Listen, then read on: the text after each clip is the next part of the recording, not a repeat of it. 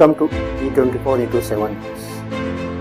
జగిత్యాల జిల్లాలో సంచలనం రేపిన ధాన్యం అక్రమాల కేసులో కీలక పరిణామం విజిలెన్స్ సివిల్ సప్లై అధికారులు నిర్వహించిన తనిఖీల్లో సుమారు 87 లక్షల రూపాయల విలువైన ప్రభుత్వ సిఎంఆర్ ధాన్యం పక్కదారి మళ్లించినట్లు గుర్తించారు.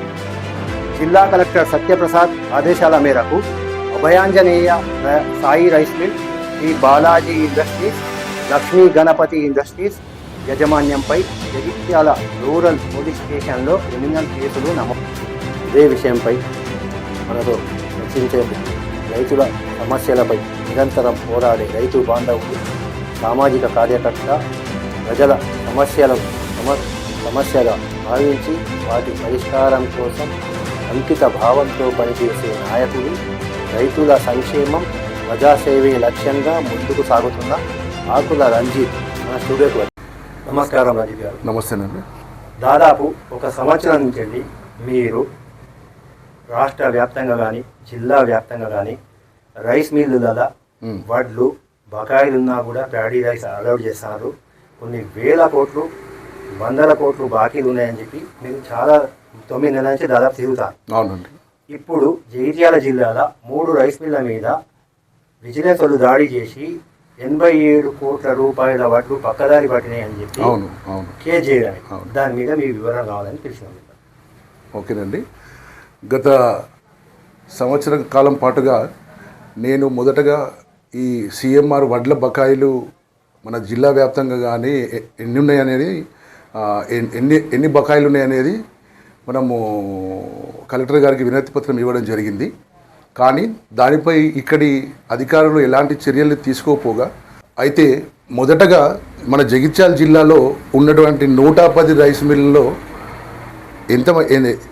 ఎవరెవరైతే సిఎంఆర్ వడ్లు దిగుమతి చేసుకున్నారో వాళ్ళ బకాయిలు 2022-23 మొన్నటి ఎండాకాలం సీజన్ వరకు దాదాపుగా 2200 కోట్ల వడ్ల బకాయిలు ఉన్నట్టుగా ఆర్టీఐ ద్వారా సమాచారం వచ్చింది.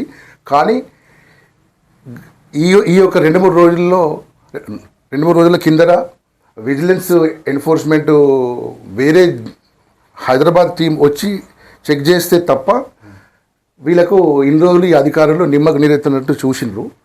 ఇది ఈ వడ్ల బకాయిల వసూలులో జగిత్యాల జిల్లాలో 110 రైస్ మిల్లులు ఉన్నాయి. అవునండి. ఆ 110 రైస్ మిల్లుల 100 కోట్లు ఇంకా వాళ్ళు బకాయిలే ఉన్నారు.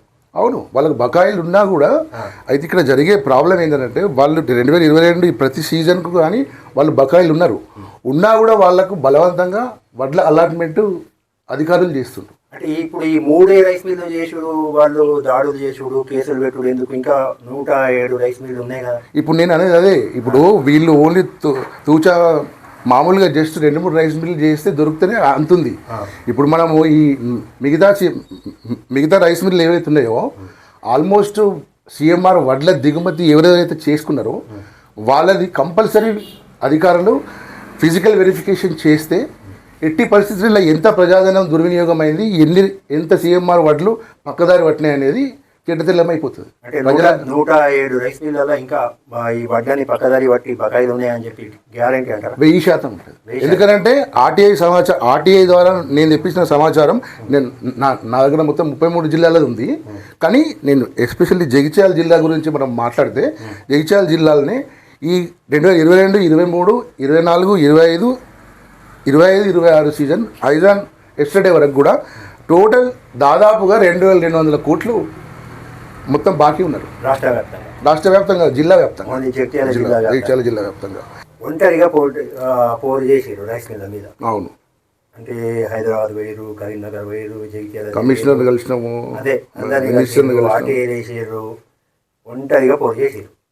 ఒంటరి పోర్లా మీకు ఎటువంటి బెదిరింపులు వచ్చినాయా?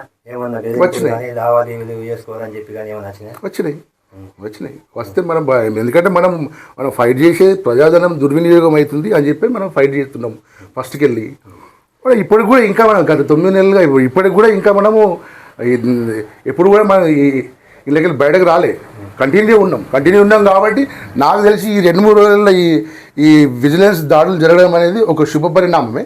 కానీ ఏంటంటే యాక్చువల్గా ఇంకా ఉన్నారు కాబట్టి ఈ ఎట్టి పరిస్థితులలో ఈ యొక్క వడ్ల అలాట్మెంట్ గురించి జిల్లాలో ఇంకా మిగిలిన రైస్ మిల్లు ఉన్నాయని చెప్పి మీరు ఆర్టీఐ ద్వారా సమాచారం తీసుకున్నారని చెప్పారు. అవును. ఇప్పుడు ఈ 3 రైస్ మిల్ల మీద కేసులు పెట్టారు కాబట్టి చివరిగా మీరు చెప్పాలేమనుకుంటారా, అంటే అధికార యంత్రాంగానికి ఏం చెప్పాలనుకుంటారో ఒక్కసారి మా ప్రేక్షకుల కోసం చెప్పండి. నేను అనేది ఏంటంటే యాక్చువల్గా ఇప్పుడు ఇది ఏదైతే టెండర్ ప్యాడీ బకాయి ఉన్న రైస్ మిల్లు ఎవరైతే ఉన్నారో ఈ 3 రైస్ మిల్లే కాకుండా మిగతా ఉన్నటువంటి ఎవరైతే సిఎంఆర్ ప్యాడీ దిగుమతి చేసుకున్న రైస్ మిల్లు ఉన్నాయో వాళ్ళందరిది కూడా కంపల్సరీ అధికారులు ఫిజికల్ వెరిఫికేషన్ చేసి వడ్ల బకాయిలు ఎన్నున్నాయి ప్లస్ వడ్లు పక్కదారి పట్టినాయా ఏంటి అనేది అది తెల్లంగా కావాలి. దాన్ని రైట్, చూస్తూనే ఉండండి T24/7 న్యూస్.